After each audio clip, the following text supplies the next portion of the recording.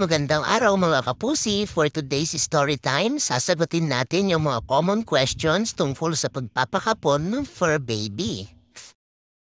Gaano nga ba katagal ng epekto ng anesthesia? So itong si Mio na lalaki, after 2 hours gising na siya.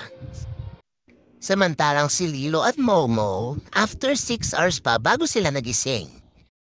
After kapon, dapat wet food lang ang ibigay sa ating mga fur baby. Kaya yan, pagkagising nila, binigyan na namin sila ng wet food. Dahil si Mio pa lang ang gising, siya lang ang umubos lahat ng pagkain.